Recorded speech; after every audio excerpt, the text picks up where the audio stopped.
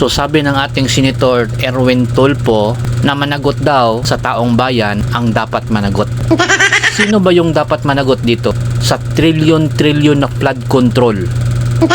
Alam niyo ba kung magkano yung trillion? 1,000 bilyong pera yun. Ang kinuha at binigay ni BBM dahil siya naman ang nag-manage sa pera ng bayan, inaatasan natin na mag-manage ng pera ng taong bayan ang ating elected president. Yan po yung nag-manage sa pera ng bayan. Trillion na pera ang nawala sa Pilipinas. Yung trillion na yun, makakabili na yun ng isang planeta sa sobrang laki.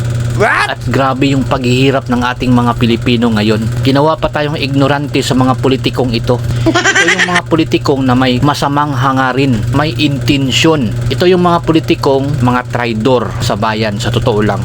Hindi nila nakikita yung paghihirap ng taong bayan. Hindi nila nakikita yung gutom sa ating mga milyon na mga Pilipino dahil nahihirapan sa sobrang mahal na mga bilihin dahil sa korupsyon.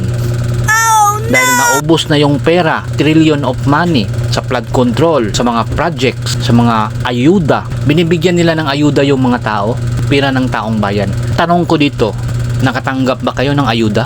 Every month? Nakatanggap ba kayo ng 5K? Unfair ang ginawa nilang ayuda. Yun lang yung mga kaibigan or kakilala nila sa barangay. Pero sabihin nila lahat ng tao sa Pilipinas hindi nakatanggap, pero lahat ng tao sa Pilipinas, bata o matanda, nagbabayad ng taxes. Trillion na pera galing sa mga taxes sa taong bayan ang nakukuha nila every year. Trillions. Ang laki nun. Nakakabili na yun ng isang planeta.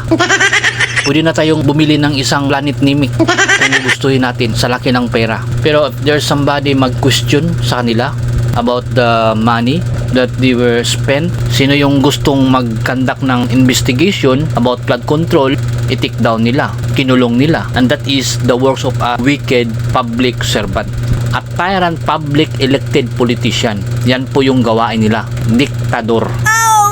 So hindi natin kakalimutan guys na tayo yung nagsisildo sa mga pulis, sa mga authority, sa mga army. Hindi natin kakalimutan yan na sila ay may panagutan sa taong bayan, sa people of the Philippines, because we are the sovereign authority in this country.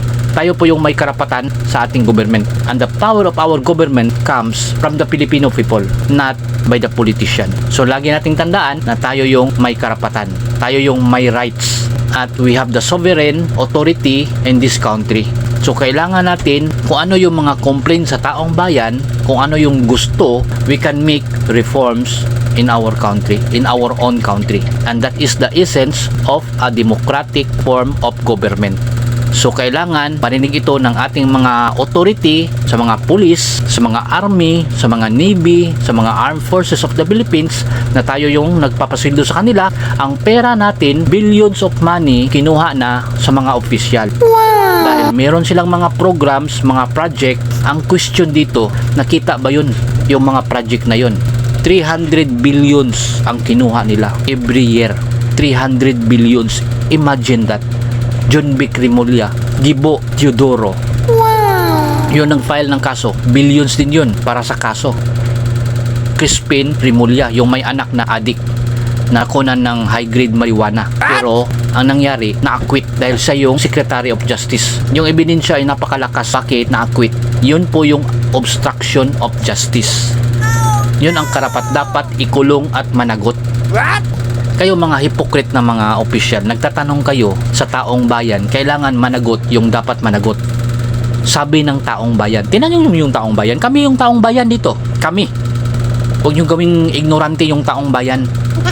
Kahit no read, no write pa yung iba, alam namin na kayo ang totoong mga serpente dito.